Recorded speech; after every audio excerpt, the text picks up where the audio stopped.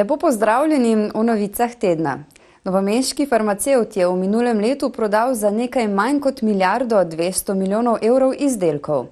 Čisti dobiček je znašal 166 milijonov evrov, kar je 4% manj kot v letu 2013. Po besedah prvega moža Krkine uprave so vrednostno v minulem letu res prodali za 0,8% manj kot leto prej. Količinsko pa so prodajo povečali za 10%. Manjša prodaja, izražena v evrih, je posledica tečajnih razlik. Predvsem zaradi padca, pravim, ruskega rublja, kar se je pa v prvih 2 mesecih letošnjega leta že obrnilo na boljše za nas. Krka še vedno ostaja tovarna zdravil. Kar 83% prodaje so ustvarili zdravili na recept, nekaj manj brez recepta, povečali so prodajo veterinarskih izdelkov, s turistično-zdraviliškimi storitvami pa so ostali na nivoju izpred 2 let. Tako v Sloveniji kot v svetu se soočajo z nenehnimi pritiski glede končnih cen izdelkov. Pri prodajnih cenah je tako, da je stalen pritisk bodisi oblasti, bodisi zavarovalnic ali pa konkurentov, to se pravi pritisk na znižanje cen. Letos bodo nadaljevali z nekaterimi začetimi naložbami. Tako bodo povečali proizvodne zmogljivosti v Krkini tovarni v Rusiji, ker želijo še bolj utrditi svoj položaj. Tudi v Sloveniji imajo za letos velike načrte. Mi smo v Krškem lansko leto tudi zagnali tovarno surovin. Kapacitete bomo tekom letošnjega leta v Krškem povečevali. Na lokaciji Novo mesto smo pospešili investicijo na TOL 2, ki je največja v zgodovini Krke, vredna 200 milijonov evrov. Za nove naložbe nameravajo letos nameniti 166 milijonov evrov. Med prednostnimi je nova gradnja v Novem mestu. Predvsem pa v letošnjem letu začenjamo tudi na lokaciji Ločna z novo, veliko investicijo vredno 54 milijonov evrov, to pa je razvojno-kontrolni center 4, ki bo stal ob prvih 3 kontrolnih centrih. Krka je lani več kot 93% izdelkov izvozila, kar je uvrščal med prva 2 vodilna slovenska izvoznika. Ker so slovenske železnice 22. januarja zaprle prehod čez železniško progo v Slovenski vasi, kmetje nimajo dostopa do svojih kmetijskih zemljišč. Zato so na protestu zahtevali vzpostavitev prehoda v prvotno stanje. Vse skupaj se je začelo pred 9 leti, ko sta podjetji ob železniški progi podali prošnjo za ukinitev prehoda zaradi širitve svoje dejavnosti. A do lanskega poletja se ni zgodilo nič. Takrat so zadevo obravnavali šentrupertski svetniki in sklenili. Ne, da nismo proti tej ureditvi, ampak predhodno ureditvijo alternativnega prehoda. Se pravi, da vsi lastniki lahko koristijo ustrezno pot. To se ni zgodilo. Prehod pa so pred 1 mesecem zaprli, kar je močno razburilo kmete, ki prehod uporabljajo od izgradnje železniške proge v tem prostoru. 80 let sem stara. Hodim tokalja od mladega. Lastnikov kmetijskih zemljišč na drugi strani proge je sicer 8. Prehod služi kot alternativa tudi Zavodu za prestajanje kazni zapora Dob, če je prehod čez bližnji most iz kakršnega koli razloga onemogočen. Kot se je to na primer zgodilo lani junija, ko je šel v zapor Janez Janša. Kmetje zato vztrajajo, da se vzpostavi v tisto stanje, ko je bil pred 22.1. In nič drugega ne zahtevamo. Potem se lahko mi pa pogovarjamo o naslednjih trasah, kjerkoli. Za kmeta ne skrbi, če ti da kaj je. Na njihovo stran so se postavili tudi v Sindikatu kmetov Slovenije. Vemo, da so težave in kadar so kršene osnovne pravice kmetov, smo se pripravljeni za njih tudi postaviti. Tako hitro zaprtje prehoda je presenetilo tudi župana Ruperta Goleta, a opozarja, da ga zaradi zakonodaje zdaj ni več možno vzpostaviti nazaj, saj bi na ta račun morali ukiniti kar nekaj drugih prehodov nivojskih, glede na to, da pa je ta prehod že bil opredeljen kot tisti, ki se ga ukine, tudi Komisija za nivojske prehode ne bi temu prehodu več dala pozitivnega mnenja. Rešitev vidi v utrditvi alternativnih prehodov, na kar pa nekateri kmetje ne pristajajo. Zdaj 10-15 evrov imamo. Čez sredino bodo šli, da nam bodo vzeli še test, kar imamo. Kako bomo pa obdelovali? Župan se je sicer danes pozno popoldne sestal s krajani, tudi zato, da se jim opraviči, ker v komunikacijo s Slovenskimi železnicami ni stopil osebno. Tudi komunalni prispevki in priklop na kanalizacijo v krajevni skupnosti Birčna vas še vedno burijo duhove. Zbora krajanov v nabito polnem gasilskem domu v Stranski vasi se je udeležil tudi novomeški župan Gregor Macedoni s svojo ekipo. Očitki krajanov so se dotikali številnih tem, tudi kakovosti gradnje kanalizacijskega omrežja. Mnoge domačije so namreč na poplavnem območju, kar pa projektanti in izvajalci del niso upoštevali, pravijo. Zato so začeli konstruktiven, a odločen dialog z novomeško občino. Komunalni prispevek je prevelik, v tej situaciji ljudje ne morejo plačevati, kljub povišanju obrokov ne bojo mogli vsi plačevati. Potem še vedno smo ugotavljali, oziroma danes smo še tu dobili potrditev, da kanalizacija, posebno primarni vod, ni dobro zgrajen, ni kvalitetno zgrajen. Te problemi so stari že kar nekaj let, pač danes so prišli na plano, predvsem zaradi tega, ker prihaja trenutek, ko se morajo občani priključiti in plačati komunalni prispevek. A so krajani odločni, dovolj je bilo besed, na vrsti so dejanja. Nismo zvedeli nič novega, ker je čisto golo sprenavedanje do ljudi iz občinske uprave in iz komunale, sprenavedanje tazga, ki ga ne rabimo.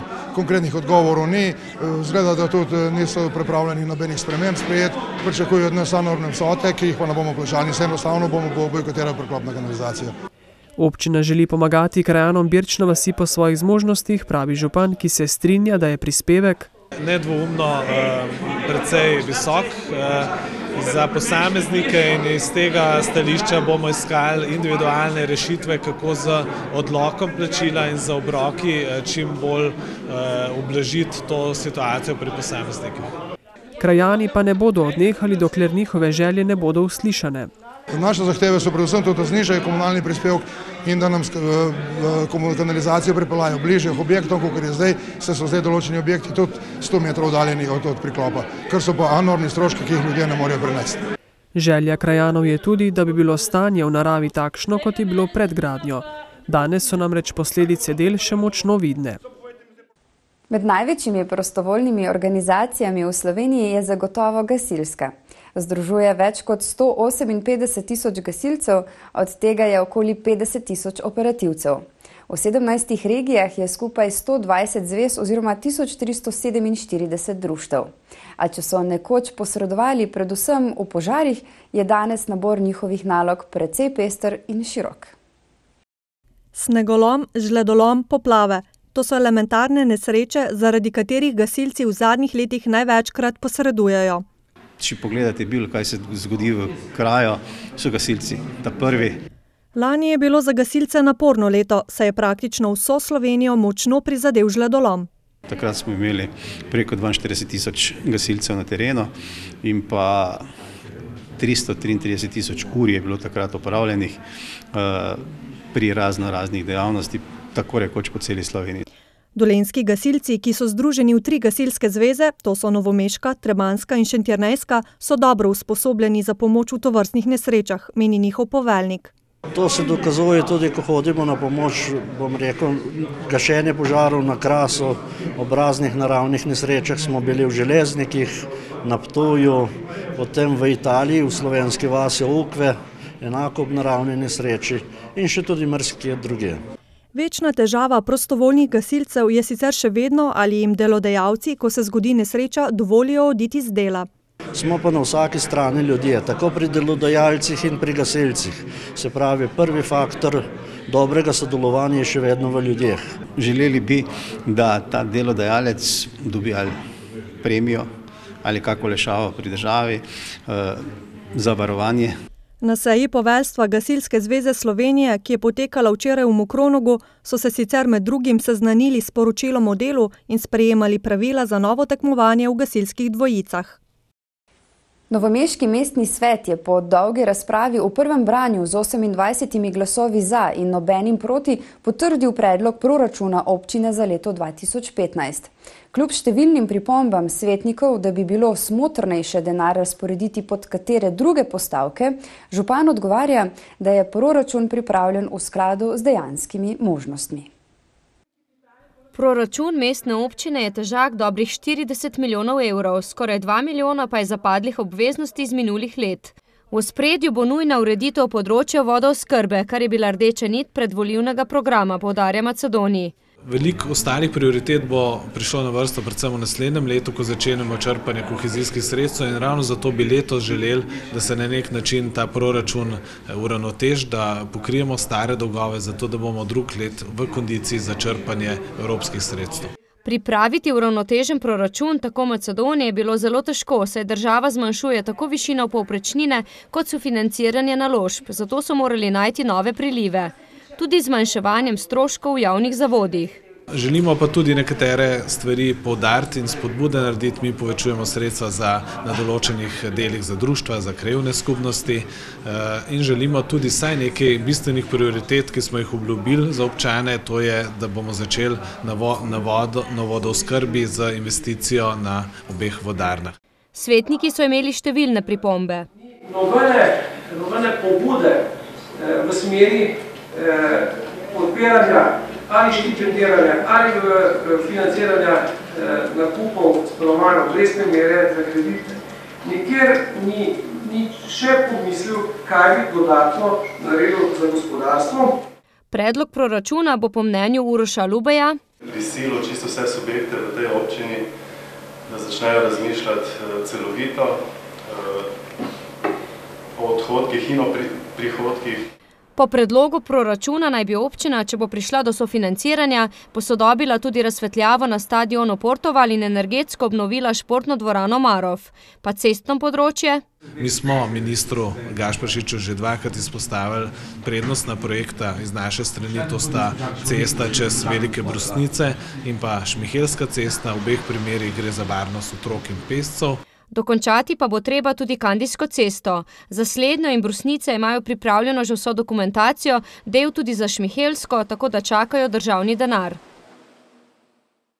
5-članska komisija za pregled izvedenih postopkov in vračila vlaganj v javno telekomunikacijsko omrežje v Kostanjevici na Krki, ki jo je imenoval občinski svet, ni zakonita, je pojasnil župan in napovedal upravni spor.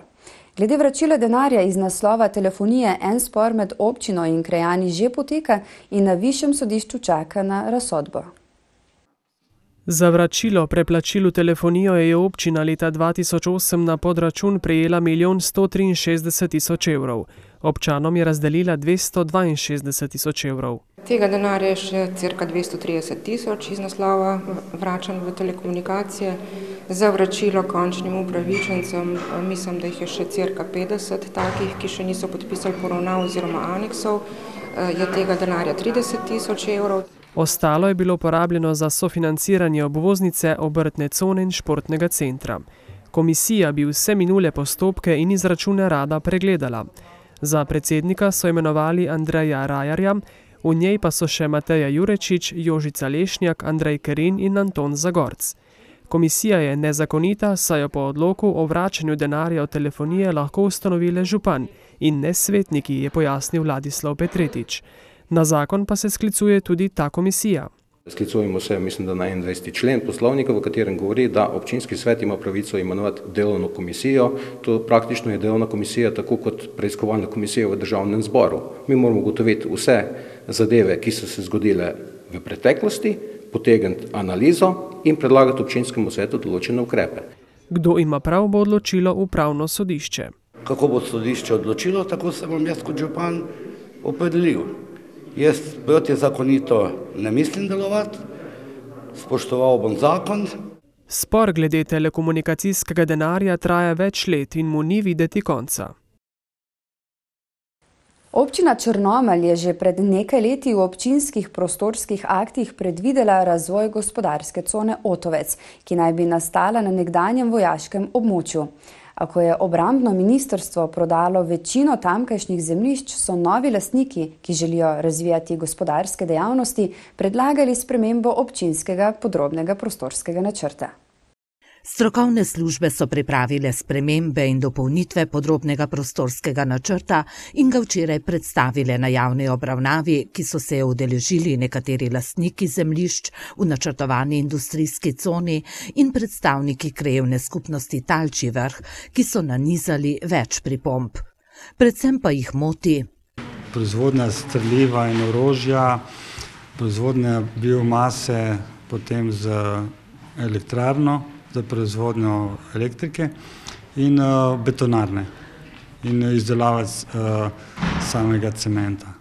Proizvodnje streliva in orožja sicer zaenkrat nihče ne načrtuje v gospodarski coni, a jo osnutek novega prostorskega akta omogoča, kar moti krajane, ki si želijo, da bi tam razvijali le mirne dejavnosti, brez hrupa in prahu. Podjetnika, lastnika 2 zemljišč, pa že načrtujeta predelavo lesa v biomaso in betonarno. Dejavnosti so, kot vemo, betonarna, proti kateri so proti najbolj vaščani, ki se bojijo hrupa, ki pa ima že dovoljenja nekatera, ki mislim, da bo tam delovala. Nekatere druge dejavnosti, ki jih omogoča osnutek OPPN-ja, kot sta izdelava streliva in predelava gum, pa bi bilo treba umakniti iz osnutka, se strinja misija. Čas za pripombe je do vključno 9. marca. V tekstilni panogi v Sloveniji so ugasnila vsa večja podjetja. Sevniška lisca s programom Perila in Kopalk pa se pripravlja na proslavo svoje 60-letnice. Bolj kot kdajkoli je danes na tujih trgih poznana po lastni blagovni znamki, v katero so pospešeno vlagali minulo desetletje. Lisca je tudi v preteklosti, ko so dodelavni posli še predstavljali znaten del proizvodnje, ohranjala lastni razvoj in to je eden od razlogov za njeno preživetje. Družbo danes predstavlja 8 hčerinskih podjetij s 750 zaposlenimi, od tega 280 v Sevnici. Lani so ustvarili slabih 30 milijonov evrov prometa in 2,2 milijona dobička. V obdobju krize so povečali promet in dobiček. Po besedah direktorja Gorana Kodelja je razlog v tem, da imamo precej diverzificirano prodajo širom po Evropi, prodajamo v več kot 20 različnih držav, in da smo na trgih Slovenije in ex-Jugoslavije praktično zaprli maloprodajni sistem za mrežo 120 in več lastnih in franšiznih prodajaln. S tem imajo vpliv na denarni tok v svojih podjetjih. Trenutno proizvodnje ne nameravajo širiti, imajo pa potrebne zmogljivosti, če bo povpraševanje, je povedal direktor. Še največ možnosti je, da bi povečevali proizvodnjo v našem hčerinskem podjetju v Srbiji. Kar se pa tiče prodaje, je naš interes, da še povečamo prodaje na strateških trgih. Naši strateški trgi so poleg Slovenije in ex-Jugoslavije, na zahodu Evrope Italija, Nemčija pa Nizozemska ter na vzhodu Češka in Rusija. Obstoj in razvoj lisce je ob gospodarskem vidiku pomemben še za ohranjanje tekstilnega znanja.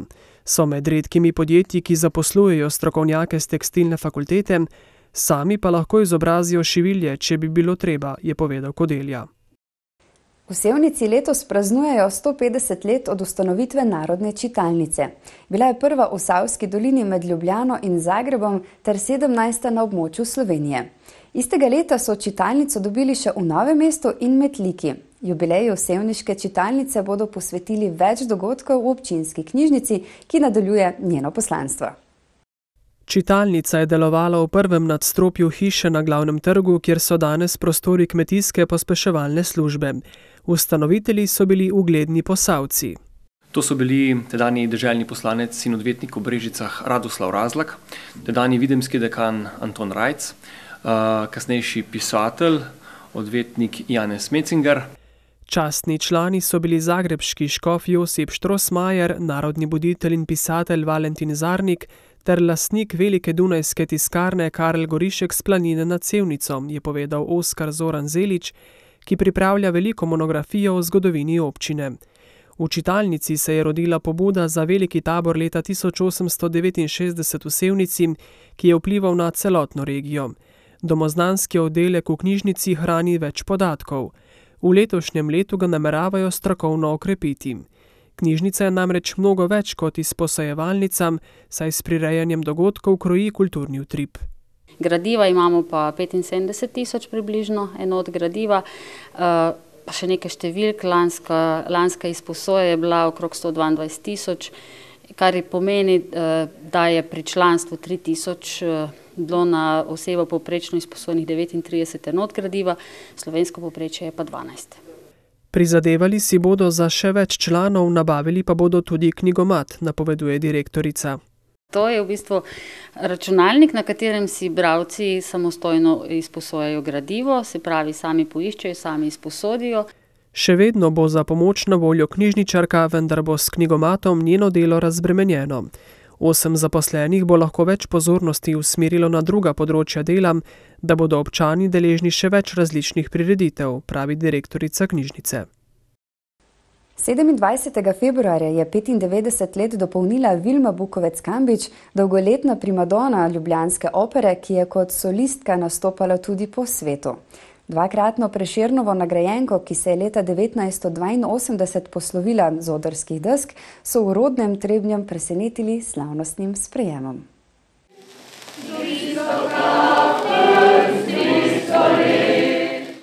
Tako so v Trebnjem rojeno slovensko operno pevko in častno občanko občine Trebnje počastili ob njenem rojstnem dnevu. Nosi triumfat kulture iz trebanjskega okolja. In moram reči, da smo se za to priložnost potrudili. Jaz upam, da bo lep večer. Nekdanji prvi glas slovenske opere je del rastoče knjige v Trebnjem, dobila je veliko nagrado o odličnosti in mojstrstva na Otočcu in še bi lahko naštevali. Na vsakem koraku smo čutili, kako je gospa Vilma naša, in če nekaj let niso toliko utripali z njo, skušamo v zadnjem obdobju to nadomestiti in se že danes veselimo, ko se bomo ob 100-letnici ponovno zbrali. Vilma Bukovec je močno navezana na rodno Dolenjsko, kjer je preživela otroštvo in mladost. Kljub dolgoletni karieri na odrskih deskah je bil kanček treme pred nastopom vedno prisoten, pravi in dodaja, da še danes rada zapoje. Zanimivo, da bolj višine pojem, kot pa srednjo lego ali pa nižine. Nižine je bolj so hripave, višine so pa čiste. Njen recept za dolgo življenje pa je? Solidno življenje in delo. Delo, tisto delo, ki ga imaš rad. Ta teden je minilo natanko 100 let, odkar se je v Avti vasi v straški občini rodil Jože Dular, pesnik, pisatelj, publicist in muzealec, ki je zadnjih 55 let svojega življenja preživel v Metliki, kamor je leta 1945 prišel kot profesor slovenščine. Bil je vpet v vsa družbena dogajanja v Beli krajini, še posebej Metliki, kjer je pustil pomembno sled. So sinoči poudarili na svečanosti v njegov spomin, ki sta se udeležila tudi sinova Janez in Andrej Dular. Meni se zdi najbolj bistveno to, da je on, ko je prišel v ta kraj, ker pravzaprav ni bil domačin, s toliko energije in s toliko volje pravzaprav gradil identiteto tega okolja. Velikokrat se sprašujemo, če bi sploh bil in kakšen bi bil Belokranjski muzej, če pač ne bi službena dolžnost Jožeta Dularja leta 1945 pripeljala v Metliko. Dular je namreč okoli sebe zbral somišljenike in skupaj z njimi osnoval muzejsko društvo, katerega glavni cilj je bil ustanoviti Belokranjski muzej, kar se je leta 1951 tudi zgodilo. Dular ga je vodil 30 let. Bil je kustos, dokumentalist, fotograf, hodil po terenu, zapisoval, izjemen muzealec, kakršnih danes ne poznamo več. Bogata pa je tudi njegova literarna zapuščina. Kot pravi Pavle Ravnohrib, ki je na spominski slovesnosti prebiral odlomke iz njegovih prosnih in pesniških del. Imel izjemen čutek za vsakdanjega človeka, za običajnega človeka. In prav preko tega se mi zdi, da je izjemno dragocen in tudi pomemben za slovensko književnost. Poleg zbirk pesmi in knjig za roman Krka umira je prejel Prešernovo nagrado, pa je Dular napisal tudi zelo veliko manjših, a za Belo krajino zelo pomembnih del, o zgodovini tamkajšnjih krajev, delovanju društev, celo turistične prospekte je pripravljal. Zato so se v Metliki s hvaležnostjo poklonili njegovemu spominu. Mladi v Šentjerneju želijo bolj vidno vlogo v svoji občini.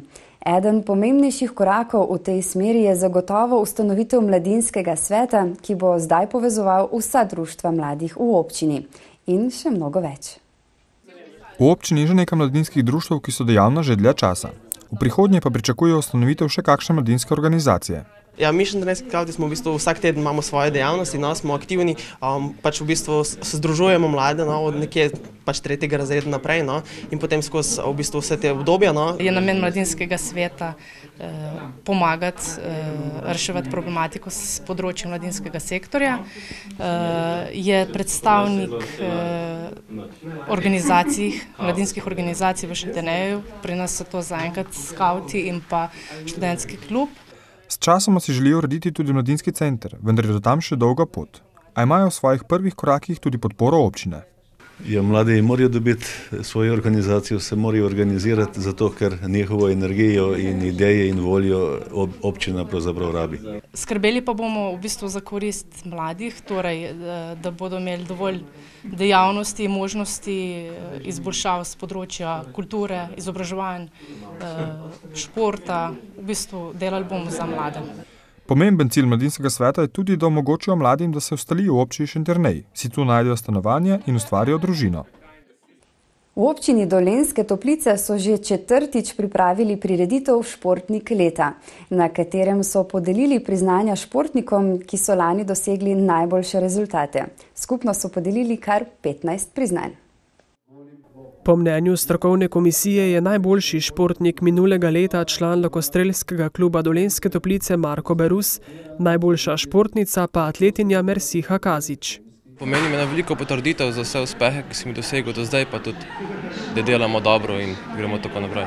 Za mano je odlična sezona, skočila sem svoj osebni rekord, dobila sem tudi kolajno iz državnih prvenstev, se pravi na članskem prvenstvu, tako da za mano je odlična sezona in ena spodbuda več za naprej. Kazičeva je članica športnega društva Dolenjske Toplice, ki so ga že 3. zapored razglasili za najboljši kolektiv leta. Hkrati so podelili tudi 3 Bloudkove značke, 1 priznanje za 5 let dela v športu, 5 priznanj mladim športnikom, najperspektiven športnik je Luka Brulc iz plesnega društva PAN, najperspektivnejša športnica pa Tina Guščin iz športnega društva Dolenjske Toplice. Delamo veliko z mladimi, z malo manj mladimi in s člani seveda in moram reči, da so dobri rezultati, malo slabše pogoje, ampak atleti delajo, so pridni in uspešni. Šimonič, ki že vse skozi vodi društvo, je za zelo uspešno delo izjemnega pomena od župana Jožeta Muhiča prejel tudi zlato plaketo občine. Za konec pa še kanček dobrodelnosti. Člani Metliškega območnega združenja Rdečega križa so že 15. leto zapored pripravili dobrodelno akcijo Stopimo skupaj, katere sestavni del je bil tudi dobrodelni koncert v športni dvorani tamkajšnje osnovne šole. Tokrat so stopili skupaj, da bi pomagali družini Mahmič iz Metlike, ki se je znašla v veliki stiski zaradi hude bolezni njihovega 26-mesečnega sina Ajnurja. Ki se žal prezgodaj rodijo in rabi pomoč strokovnjakov, rabi privat fizioterapije, ker mi nismo zmožni to sami plačevati, ker pač muž dela, jaz sem doma. Številni nastopajoči, donatorji in obiskovalci dobrodelnega koncerta so želeli po svojih pomočeh pomagati družini. Ker mislim, da je to naša dolžnost, oziroma dolžnost vsakega normalnega človeka pomagati tistim, ki so v stiski. Sploh pa, če gre za otroke. S prodanimi vstopnicami za koncert ter donatorskimi prispevki so zbrali več kot 6.000 evrov. Na Metliškem Rdečem križu pa upajo, da se bo do 1. marca, ko bodo zaključili akcijo, zbralo še kaj denarja, saj bo družini prišel prav vsak evro. Zbrana sredstva bojo namenjena za drage, plačljive terapije in pa pripomočke, ki jih ta otrok potrebuje, za kolikor je mogoč normalen razvoj. Za prijetno presenečenje večera pa je poskrbela družina Matko iz Črnomljam, ki je Mahmičevim podarila avto. Doma imamo sami deklico, Najo, ki ima isti primer in zato smo se odločili tudi pomagati Ajnuru, ker naši Naji lahko privoščimo vse, oni pa pač svojem Ajnuru ne morejo. Skupaj s prijatelji in znanci pa so Matkotovi zbrali tudi 4.000 evrov in Mahmičevim izročili darilni bon. In ko smo bili najbolj na tleh in nismo pričakovali ničesar, se je zgodil današnji dan. In zato smo neskončno hvaležni za vsakega izmed vas, za vsak vaš prispevek. Je ob koncu večera dejala hvaležna mamica. Toliko smo vam pripravili v tokratnih novicah tedna. Želimo vam obilo dobrega in vse lepo. Srečno!